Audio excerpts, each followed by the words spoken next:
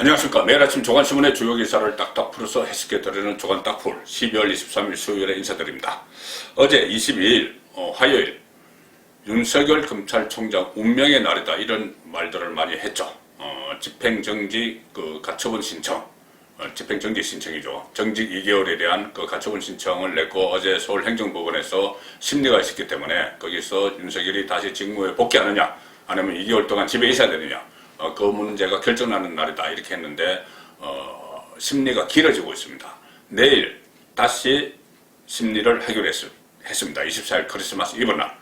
그래서 크리스마스 선물을 윤석열 총장이 받을 거냐 아니면은 그 윤석열 총장이 받으면은 문재인 대통령에게는 어떤 저주가 되겠죠. 자, 그런 상황이 일어날지 하루가 연장이 됐고 오늘은 대신 또 다른 사람이 운명의 날을 맞습니다. 오후 2시에 정경심 씨 1심 판결이 나옵니다. 1심 판결이 나오는데 자 어떤 판결이 나올까? 관전 포인트는 두 가지입니다. 하나는 정경심 씨가 받고 있는 제목이 무려 15개입니다. 15개 중에서 이 1심에서 이것이 유죄 판결을 받아서 오늘 법정 구속이 되느냐 이 문제 하나. 또 하나는 이 남편 조국 씨와 서로 공모 관계가, 공범 관계가 되어 있는 사건이 많습니다. 그래서 이것이 만약에 정경심 씨가 유죄를 받으면 조국 씨도 거기에 따라서 같이 유죄를 받을 수 있는 그 확률이 높아지죠. 자, 그런 관전 포인트가 있는데, 중앙일보 인터넷판에서 이 부분은 자세히 오늘 실었습니다. 아침 5시에, 새벽 5시에 나온 기사입니다. 혐의만 15개, 정경심 운명의 날. 정경심이 오늘 운명의 날입니다. 윤석열의 운명의 날은 내일 이후로 미뤄졌고 오늘 정경심 운명의 날입니다. 혐의만 15개 받고 있죠. 자, 조국 장관이 정경심 교수의 공범으로 재판을 받고 있는 만큼 이날 판단은 조국에게도 영향을 미칠 수밖에 없다. 그리고 정경심에게 적용된 혐의는 크게 세 가지죠. 자녀 입시 비리, 사모펀드 투자 의혹, 증거인멸 교사. 자, 이런 제목들이 많은데 만약에 이 여러 가지 1심 판결에 따라서 여러 가지 영향이 미치지만은 부정한 방법으로 대학원에 입학을 했다. 조민 씨, 딸 조민 씨가 뭐 그렇게 되면은 또 아들도 마찬가지죠. 그렇게 되면은 두 자녀의 입학이 취소가 될 수도 있다. 이 점에서 상당히 주목이 된다. 이런 이야기인데 지금 입시철이죠. 입시철에 정말 정정당당히 공부해서 이 합격을 기다리는 그런 학생들에게는 이번 판결이 좀 본보기가 될 수 있는 그런 판결이 좀 나왔으면 좋겠습니다. 사회 정의에 맞는 뭐 억지로 하라는 것이 아니고 정말 공정, 정의 여기에 맞는 판결이 나왔으면 바라는 마음입니다. 자, 윤석열 총장 이야기로 다시 넘어가겠습니다. 지금 이 전체적인 분위기를 보면은 조간신문 지면 기사들은 어제 윤석열 가처분 신청 심리 상황을 상당히 심도 있게 보도를 하고 있습니다. 당초 예상은 어제나 오늘 정도에 직무 복귀 여부가 판단이 날 거다. 그런 예상이 나왔는데 그것이 아니고 좀 늦춰졌습니다. 내일 이후로 늦춰졌습니다. 내일이 오후 늦게가 될지 아니면은 크리스마스 날이 될지 크리스마스 날도 지날지 아직 불투명합니다. 그만큼 이번 재판부가 상당히 신중하게 이 문제에 대해서 접근을 하고 있습니다. 당초 예상은 직무복귀 여부 판단 기준이 식업성 또는 회복할 수 없는 손해 발생 이런 것이 판단 기준이 될 거라는 다들 예상을 했었죠. 그런데 이번 재판부 어제 행정법원 12부 홍순옥 판사는 그런 문제도 물론 들여다보지만은 그것보다는 본안, 정직 무효 소송이죠. 몇 개월이 걸릴지 모르는 그 본안에 가까운 이런 문제들을 계속 질문을 했다고 합니다. 그러니까 징계가 정당한가? 어떤 이게 가처분을 빨리 해야 되는지, 가처분을 빨리 안 받아들였을 경우에 윤석열 총장이 손해를 입는지, 그것보다는 4가지 혐의로 징계위원회가 징계를 했죠. 추미애 장관은 6가지 혐의를 했는데 4가지를 받아들여서 징계위원회가 정직 2개월을 했는데 그 4가지가 타당한가? 그러니까 마치 이 본안처럼 그렇게 지금 들여다보고 있는 겁니다. 이 재판부 홍순욱 부장판사가 본안도 다루게 돼 있죠. 근데 본안은 몇 개월에 걸릴지 모릅니다. 내년 7월에 윤석열 총장 임기가 끝나니 그때 이후에 나오면은 이 정직 2개월에 대한 이 무효 판결, 이것은 의미가 없어지는 것이죠. 그렇기 때문에 지금 가처분 신청에서부터 이 본안과 관련된 징계가 정당한가, 여기에 초점을 맞추고 있는 겁니다. 징계위가 그러니까 제기한 4가지 혐의에 대한 진위 여부, 그것이 과연 옳게 징계를 했느냐, 이것을 들여다보는 겁니다. 지금 당장 빨리 일단 복귀를 해야 된다. 이것도 보지만 본안, 정말 이것이 정당한 징계였는가, 이것을 보기 때문에 시일을 늦춰주고 있는 겁니다. 이것을 법률용어로는 자체 완결적 집행정지라고 합니다. 자체 완결적 집행정지. 집행을 정지시키지만은 그 자체로 이 본안처럼 완결을 하는 어떤 성격을 규정을 하는 그런 의미가 있다는 거죠. 자, 본안 심사도 어차피 홍순욱 부장판사가 맡게 되는 거고 시일이 오래 걸려서 7월 임기 전에 그 판결이 나올 가능성이 낮기 때문에 2개월 정직이 무효되더라도 의미가 없기 때문에 이렇게 본안 심사처럼 하는 겁니다. 그래서 가처분 심리를 원심처럼 본안 심사처럼 하는 것이죠. 그래서 이것을 자체 완결적 집행정지라고 하는데 이것 때문에 내일 다시 2차 심리를 합니다. 또 윤석열의 운명은 그렇기 때문에 크리스마스 이브, 내일 크리스마스 이브죠. 또는 크리스마스 당일 혹은 그 이후로 넘어갈 수도 있습니다. 자, 세계일보 재판부 사실상 본안소송 판단, 본안소송 징계 관련 사안 두루 살피고 있다. 시급성, 손해, 이런 것도 그렇지만 사실상 이것이 본안소송이다. 나중에 임기 끝나고 나서 정직 2개월, 그거 취소해. 해봤자 무슨 소용이 있느냐. 상당히 꼼꼼하게 살피고 있다. 이겁니다.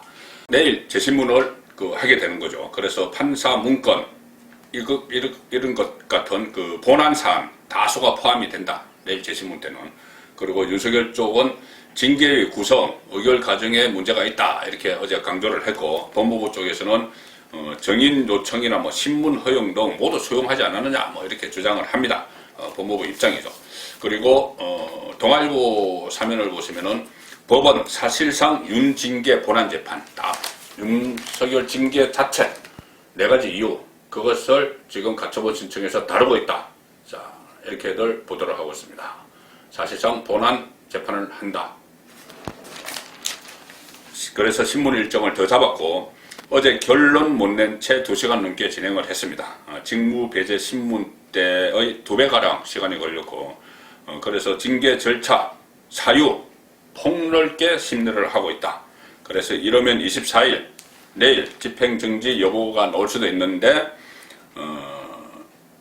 2차 신문기일, 내일 2차 신문기일에서는 징계 절차의 적법성 논란, 징계 사유인 재판부 사찰 문건 작성 지시 의혹, 채널A 사건 수사 및 감찰 방해, 이런 문제들, 구체적인 사안들이 내일 다뤄질 거라는 그 예상입니다. 그래서 법원 결정이 이러면 내일 신문 당일 밤늦게 나올 수도 있고, 또 법조계에서는 이 재판부가 워낙 사안의 중대성을 고려하다 보니 상대가 사실상 문재인 대통령입니다. 대통령이기 때문에 심각하게 신중하게 해야 되겠죠. 그렇기 때문에 성탄절, 크리스마스 이후에 나올 수도 있다. 자, 그런 보도도 나옵니다. 자, 법원이 왜 그럼 이렇게 가처분 신청을 본안처럼 다룰까? 이것이 윤석열 총장에게 유리할까? 불리할까? 이 문제가 남겠죠. 일단 그 절차적인 위법성, 이거 외에 4가지 징계 사유가 있죠. 그 중에 핵심은 판사 사찰 문건의 성격입니다. 이것은 법무부 쪽에서는 사실상 판사 성향을 분석을 한 것이고 사찰을 한 것이다. 몰래 사찰을 한 것이다. 이런 이야기까지 하는 것이죠. 그리고 이 윤석열 검찰총장 쪽에서는 공판에 대비하기 위한 이 판사 스타일을 참고를 해놓은 것이다. 자, 이렇게 서로 상반된 입장이고, 또 하나는 정치적 중립성 문제죠. 윤석열 총장이 차기 대권 주자로 떠올라 있는데 이 징계위원회에서는 왜 여론조사에 포함시키지 말라고 이야기 안 하느냐, 이렇게 이야기하는데 그것을 이야기해서 되는 사안도 아닙니다. 여론조사 기관이 그냥 하는 것이고, 그것은 언론의 자유에 포함되는 그런 문제인데, 그것을 법무부 쪽에서 좀 엉성한 논리로 이렇게 우기는 것이죠. 자, 그래서 이 법원이 이 징계위가 결의를 그 징계의 결의를 인정하기는 어려울 거다. 그러니까 징계의 결의를 제가 말씀드린 판사 사찰 문건이나 정치적 중립성 여기에 대해서 정직 2개월을 징계가 내리는데 법원이 이것을 심리적으로 법리적으로 판단을 하면은 그것을 인정하기 어려울 거다. 그것이 징계를 당할 사안은 아닐 것이다. 이렇게 이 판결을 내놓을 가능성이 높다. 이런 분석이 많이 나오고 있습니다.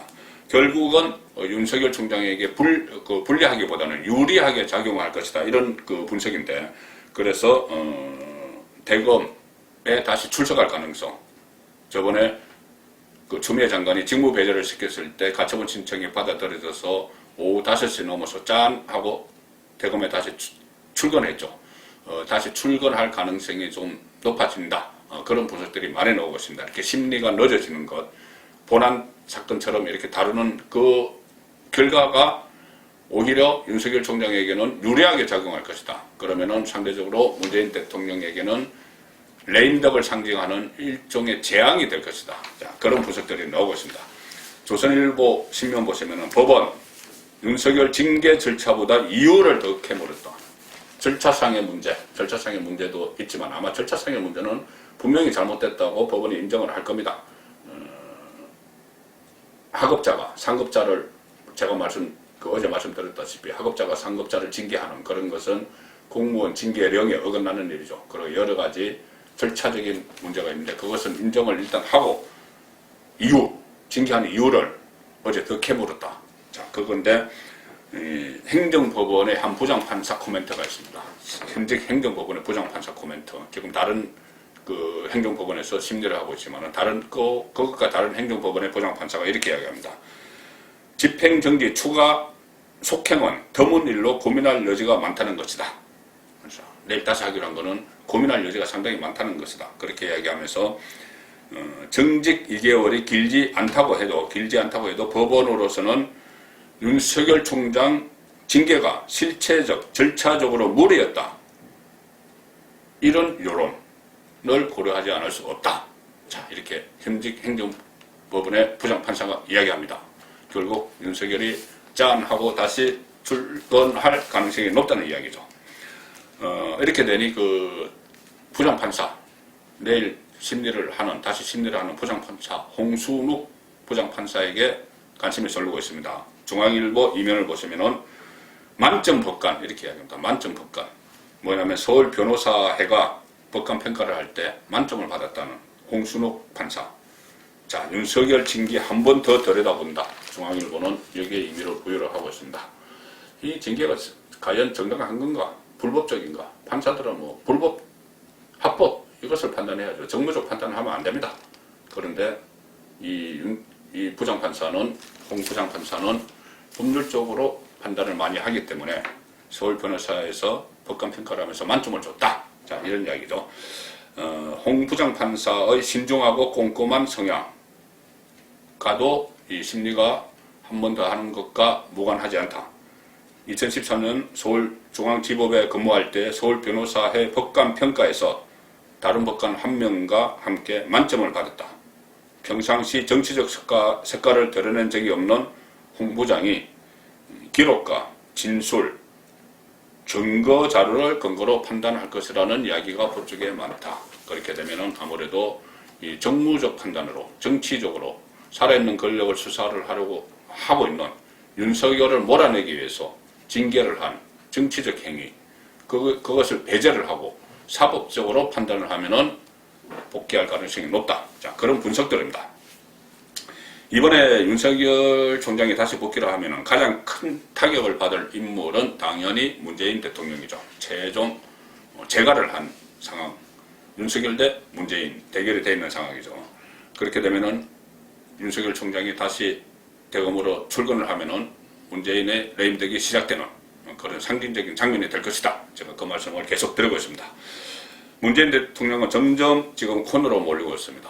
그동안 지지율을 유지했던 두 가지 바탕, 하나는 대깨문이라고 하죠. 그 용어를 별로 좋아하지는 않지만은 열성 지지자들이 항상 국정 운영 지지율 조사를 하면은 긍정 평가를 합니다.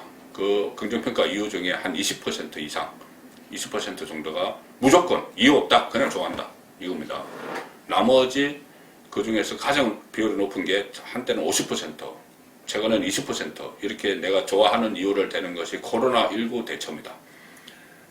내가 위험하기 때문에 그래도 정책 수단을 갖고 있는 정부를 믿는 거죠. 대통령을 믿는 겁니다. 그런데 그 대통령을 믿음을 저버리고 있습니다. 백신 확보 실패, 여기서 엉뚱한 소리만 계속하고 여전히 지금 1000명이 하루 확진자가 1000명이 넘어가고 있는데 우리 방역 잘하고 있다. 어제도 그 이야기를 합니다. 도대체 나라 상황을 지금 제대로 알고나 이야기를 하는 건지 대통령이 정말 제 귀가 의심스러울 정도입니다. 자, 한국일보 일면 톱입니다. 백신이 늦는데 문재인 대통령은 뭐라고 하냐면은 우리 준비 잘하고 있다. 다른 나라들은 30나라 이상이 지금 다 백신을 맞고 있습니다. 근데 우리 지금 준비 잘하고 있다. 맞을 준비 잘, 갖고 올 준비 잘하고 있다. 백신 넣는데 문 대통령 준비 잘하고 있다.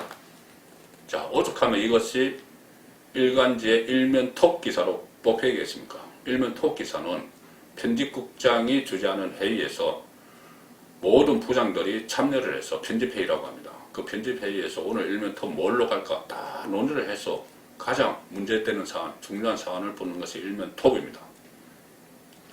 이 일면 톱 기사에 문재인 대통령이 엉뚱한 소리를 치렀습니다. 백신 넣는데 문 대통령 준비 잘하고 있다. 우리 준비 잘하고 있다. 싱가포르 같은 아시아 국가들도 벌써 백신을 도입했는데 이렇게 이야기했답니다. 어제 오부 요인 초청 있었죠. 오부 요인 초청 제가 어제 말씀드린 그 법무부 장관까지 대법원장까지 불러가지고 헌법재판소장까지 불러가지고 어제 윤석열 심리하는 날에 갑자기 간담회를 한 그날 어제 그 자리에서 한 이야기입니다. 우리가 만든 나라가 백신을 만든 나라가 먼저 접종은 불가피한 일이다. 이건 싱가포르가 지금 30개국이 다 백신 만들었습니까? 백신 만들지 않은 나라들도 다 맞고 있습니다. 백신 만든 나라는 미국, 영국 정도입니다. 독일. 자, 이거 완전히 엉뚱한 이야기를 하고 이렇게 이야기했답니다. 다행스럽게도 우리가 방역에 있어서는 지금까지 아주 모범 국가로 불릴 정도로 잘 대응해왔다. 지금 시청자분들께서는 정부가 잘 대응을 했다고 보십니까? 지금 당장 0시부터 오늘 0시부터 오늘 밤 자정부터 5인 이상 집합금지 식구들끼리 외식도 못하는 그런 상황까지 만들어 놓고 지금 모범 국가로 불릴 정도로 잘 대응을 해왔다. 이렇게 이야기하고 있는 겁니다. 백신 문제를 다시 넘어가면 조선일보 일면 톱의 중요성 제가 말씀을 드렸죠. 백신 확보하라. 내가 그렇게 지시했는데 왜 말을 듣지 않았느냐. 어제 화를 냈다고 그런 엉뚱한 정말 이야기가 나왔는데 9월에 지시를 했다고 합니다. 그런데 공무원은 11월에 발동을 걸었습니다. 그런데 9월이면 백신 확보 전쟁이 끝났을 때입니다. 봄, 여름에 다 이 백신 확보 전쟁이 끝났고 가을에는 종결이 된 그 상황인데 그때 9월에야 뒤늦게 지시를 했는데 그마저도 공무원들은 2달 있다가 발동을 걸었다. 참 한심한 나라꼴이라는 생각밖에 안 듭니다. 해외 백신 계약 왜 늦어졌나 하나둘 드러나는 사실 이렇게 해서 7월에 이미 물량이 바닥났는데 문재인은 9월 15일 참모들에게 백신 확보하라 이렇게 지시를 했답니다. 그래놓고 왜 내 말 안 들었느냐 지금 와서 그렇게 이야기하죠. 그런데 질병관리청은 11월 27일에 감사원에 문의를 해서 먼저 구매를 해도 되느냐 막 문의를 하고 11월 27일에 감사원이 먼저 구매해도 선구매해도 문제 안 된다 이렇게 답변 받고 나서야 본격화했다. 나중에 책임질까봐 먼저 구매했다가 책임질까봐 문재인이 뒤늦게 보고를 했는데 그마저도 2개월 동안 뭉그짓거리다가 감사원에게 물어본 거죠. 이거 우리가 먼저 구매해서 나중에 혹시 백신 맞을 일이 없고 국고 손실이 돼도 괜찮아요? 이렇게 물어보니까 감사원이 그래 문제 안 된다. 그 답변을 받고 나서야 본격화 발동을 걸었지만 이미 없습니다. 해외 시장에서 백신이 없어진 거죠. 이 보신주의, 공무원의 보신주의도 그렇고 정말 상황을 제대로 파악하지 못하는 대통령도 그렇고 장군 멍군입니다. 이 상황에서 문재인 아들 문준용 씨도 코로나 시국에 논란을 일으켰죠. 대통령 부자 리스크 이런 말까지 지금 국민들 사이에 놓는 이런 지경입니다. 입한국의 시각 디자인 전시회를 열었는데 서울시로부터 1,400만 원을 지원을 받았죠. 이 논란이 일어나니까 본인이 SNS에 글을 올려서 동문서답 이상한 변명들을 막 쏟아내고 있습니다. 뭘 잘못했는지 정말 모르는 그런 모습이 닮았다는 생각이 듭니다. 조선일보 6면 보시면은 함부로 영세 예술인 입에 담지 마라. 문준용 정치인에 경고한다. 이런 글을 올렸다고 합니다. 영세 예술인들에게 돌아갈 돈을 대통령 아들이 갖다가 썼다. 이런 지적이 나온 거는 함부로 영세 예술인 거론하지 말라. 내가 전시회를 하면서 돈 나눠준 사람들, 그러니까 물론 전시하면 전시 준비하는 사람들이 있고 설치하는 사람들이 있고 그 급여를 줘야 되겠죠. 보수를 줘야 되겠죠. 그 사람들이 영세입니다. 그들에게 내가 다 1,400만 원 받아서 줬다. 자, 이게 납득이 가시는지 모르겠습니다. 경고 이렇게 하면서 정치인들은 함부로 영세 예술인을 입에 담지 말라. 자, 이렇게 이야기했답니다. 나라에 돈이 없는 게 아니라 도둑놈이 너무 많다. 이런 말이 여당에서 나왔습니다. 자, 문재인 정권 들어서 좀 특이한 현상이 하나 있죠. 워낙 이렇게 하니 과거에 진보 농객이었던 사람들이 문재인 정권을 비판하면서 속속 돌아서는 그런 일들이 일어나고 있습니다. 대표적으로 진중권, 서민, 또 건경애, 홍시하 이런 사람들이 있죠. 호남의 대표적 진보 농객 강준만 교수도 문재인 정부를 신랄하게 비판하고 있습니다. 최근에 책을 냈습니다. 책을 냈는데 세계일보 기사입니다. 강준만, 문정권, 싸가지 없는 정치 그만둬라. 싸가지 없는 정치를 하고 있다. 그런데 강준만 교수는 비판을 하면서도 싸가지 이렇게 표현을 쓰면서도 싸가지에 떡풀이를 해놨습니다. 사전적 의미는 사람에 대한 예의나 배려를 속되게 이르는 말이다. 그러니까 문재인 정권은 사람에 대한 예의나 배려가 없다. 사람이 먼저다. 이런 이야기를 했지만 전혀 그렇지 않다. 정권 수사를 하니까 윤석열 죽이기 나선 거 아니냐.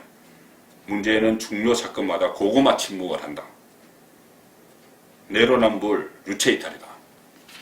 신랄한 비판을 했습니다. 자, 마지막으로 한겨레 신문 칼럼을 하나 소개해 드리겠습니다. 문재인을 노무현과 비교를 하면서 애정어린 비판을 했는데 따가운 충고가 그 안에 들어있습니다. 한겨레 신문 칼럼 이 신성근 논설위원 칼럼입니다. 대통령님 솔직한 얘기를 듣고 싶어요. 왜 이렇게 다들 어렵고 논란이 많은데 왜 대통령은 꽁꽁 숨어 있느냐. 노무현은 150회나 기자간담회를 했다. 저도 그때 청와대 출입을 했습니다. 그때 저도 다 압니다. 이 여기 보면은 개천절 휴일에 나타났다. 2층 베란다에 나타났다. 노무현이. 그래서 참모들이 가지 말라고 하는데 커피 한잔 하려고 왔다. 그러면서 뭐 여러 가지 이야기를 그때 당시 상황에 대해서 이야기를 하고 설명을 하는 그런 일이 있었죠. 그래서 150회나 했는데 문재인은 지금까지 직접 브리핑과 기자회견 6차례 끝입니다.